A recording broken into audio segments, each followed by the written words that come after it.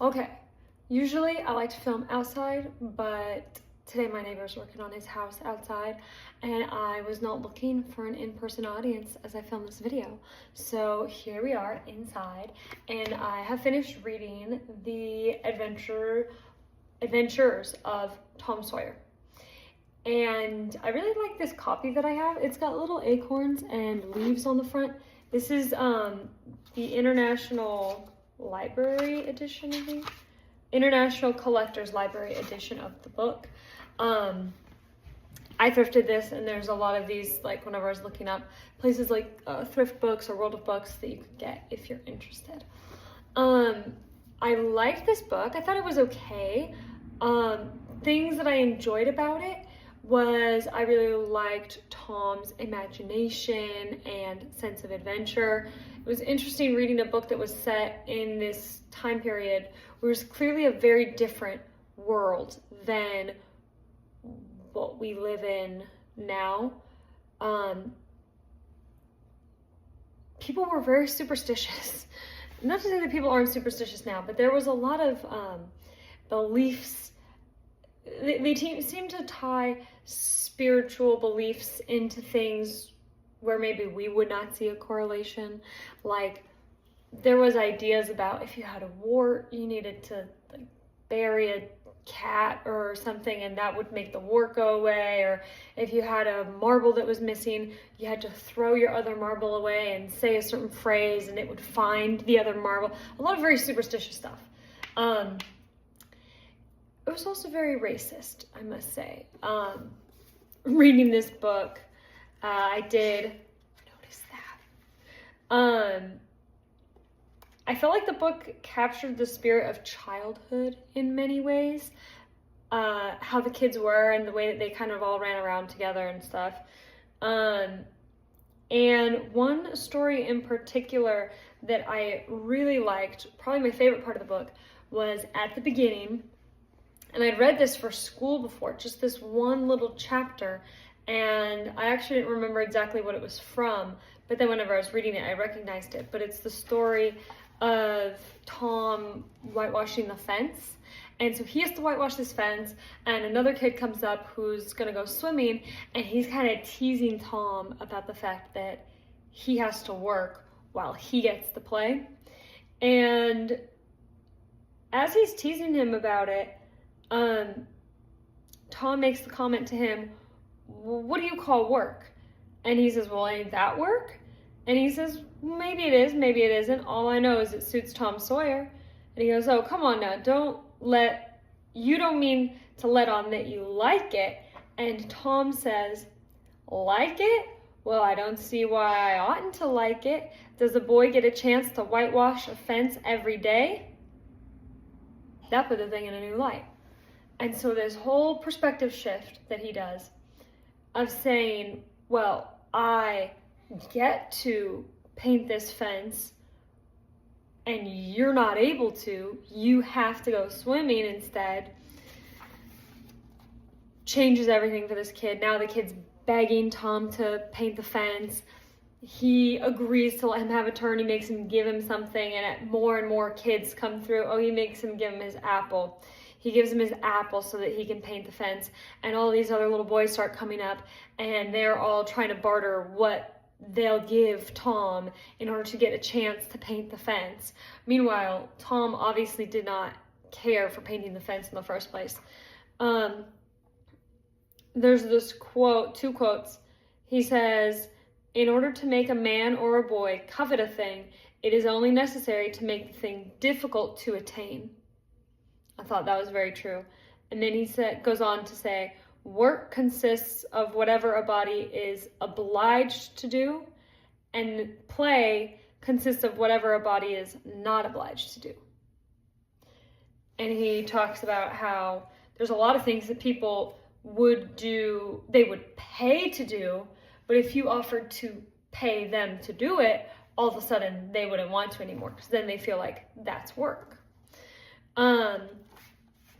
So I really like that story. It's very adventurous. It's, trying to find treasure and things like that, and getting lost in caves and things that I don't know, it was cute. Another thing that I really liked was actually not a part of the story, but something that Mark Twain writes just at the very end. It says, conclusion. So endeth this chronicle. It being strictly a history of a boy, it must stop here. The story could not go much further without becoming the history of a man. When one writes a novel about grown people, he knows exactly where to stop. That is, with a marriage.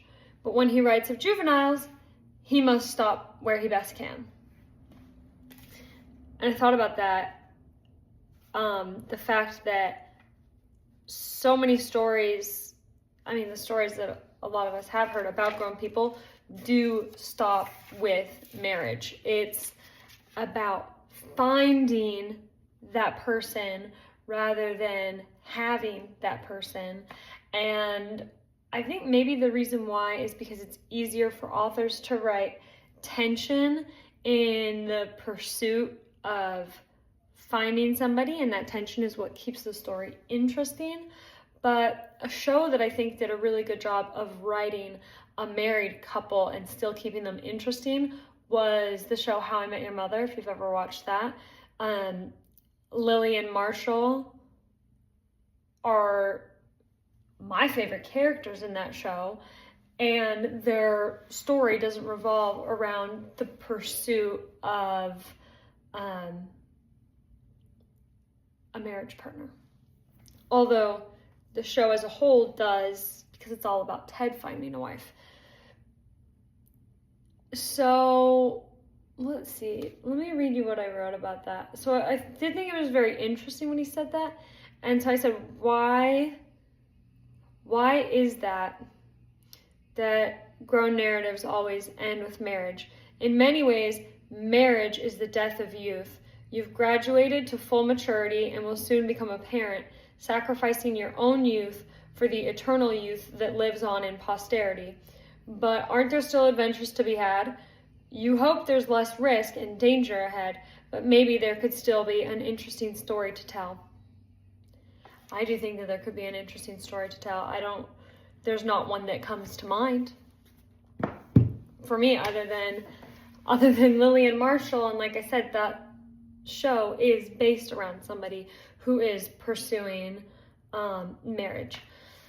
So if you know of any good books that revolve around characters that are already married, put them in a comment. I'd be interested to see what those stories are about.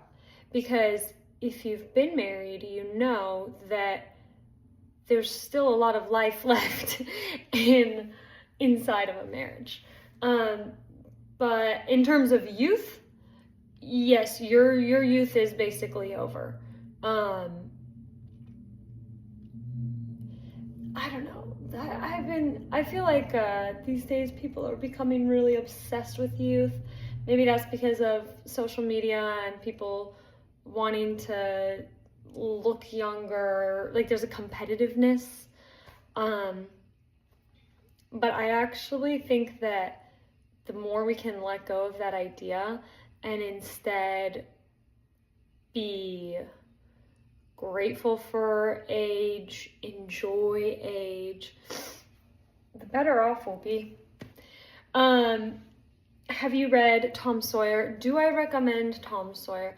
I do, not because it was my favorite story that I've ever read, but because I did think that there was something good about the childlike sense of adventure in it, and it's not super long.